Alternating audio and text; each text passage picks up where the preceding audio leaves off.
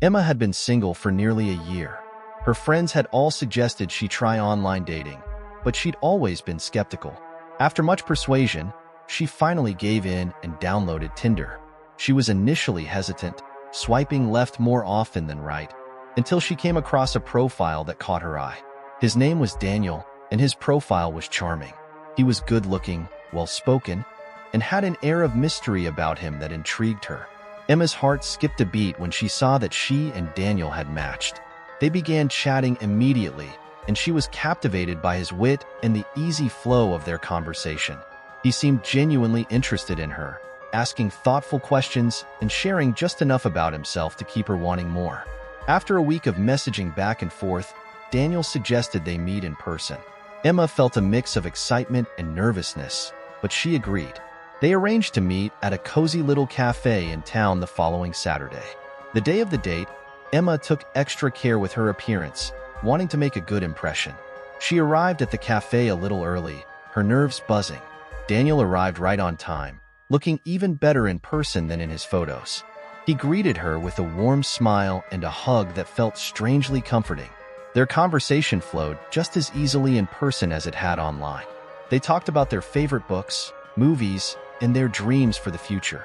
Daniel had an old-world charm about him, something almost otherworldly. He seemed to know just the right things to say to make her feel special. As the evening drew to a close, Daniel offered to walk her home. Emma hesitated for a moment, but his gentle demeanor put her at ease. They strolled through the quiet streets, talking and laughing, until they reached her apartment building.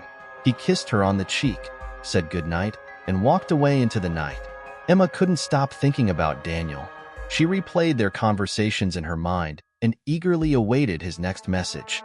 They went on a few more dates, each one more magical than the last. Emma was falling hard and fast. One evening, as they were having dinner at a quaint little restaurant, Daniel took her hand and looked deeply into her eyes. "I feel like I've known you forever, Emma," he said softly. "There's something special between us." Emma blushed and squeezed his hand. "I feel the same way, Daniel." After that night, things took a darker turn. Daniel became more possessive.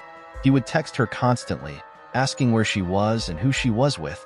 At first, Emma found it flattering, but soon it became overwhelming. She felt like she couldn't breathe without him knowing about it. One night, she decided to confront him. "Daniel, I need some space," she said gently. "I feel like you're smothering me." His reaction was not what she expected. His face darkened, and his grip on her hand tightened. "I'm only trying to protect you, Emma," he said, his voice cold and distant. "You don't understand the dangers out there." Emma tried to distance herself from Daniel, but it was as if he was always one step ahead. He would show up at places she hadn't told him about, knowing her every move. Her friends started to notice her anxiety, but she brushed off their concerns, not wanting to admit how out of control things had become. One night, Emma received a message from an unknown number. It was a woman named Laura, who claimed to have known Daniel. Her message was chilling. "Stay away from him. He's dangerous." Emma's heart raced as she read the message. She responded, asking for more information. Laura explained that she had dated Daniel a few years ago, and things had ended disastrously. He had become possessive and violent, and she had barely escaped with her life. Fear gripped Emma. She knew she had to end things with Daniel, but she was terrified of what he might do. She confided in her best friend, Sarah, who insisted they go to the police. Emma agreed, and they filed a report, but without concrete evidence, there wasn't much the police could do. Emma decided to stay with Sarah for a few days, hoping that distance would give her some clarity. One night, as they were watching TV, there was a loud knock at the door. Sarah went to answer it, and Emma's blood ran cold when she heard Daniel's voice. "Where is she, Sarah? I know she's here." Sarah tried to calm him down, but Daniel forced his way into the apartment. Emma ran to the bathroom, locking the door behind her and dialing 911. She could hear the struggle outside, Sarah's screams, and Daniel's furious shouts. The police arrived just in time. They arrested Daniel and took statements from both Emma and Sarah. Emma was shaken, but relieved that it was finally over. Daniel was charged with assault and harassment, and a restraining order was issued. Emma couldn't shake the feeling of being watched.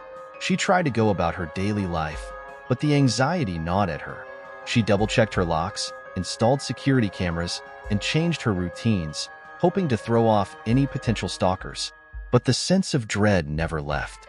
One night, Emma received another text from the unknown number. "You can't hide from me." She immediately called the police, but without any concrete evidence, there was little they could do. They suggested changing her phone number, which she did, hoping it would put an end to the harassment. In an effort to start fresh, Emma decided to move to a new city. She found a job in a different town and rented a small, cozy apartment. The move was exhausting but gave her a sense of relief.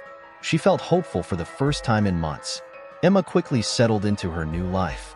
She made new friends, joined a book club, and even started dating again, though she was much more cautious this time.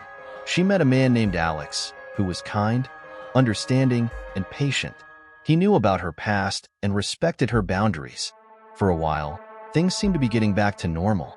Emma felt a sense of safety and happiness she hadn't experienced in a long time. One evening, Emma and Alex were out for dinner when Emma's phone buzzed.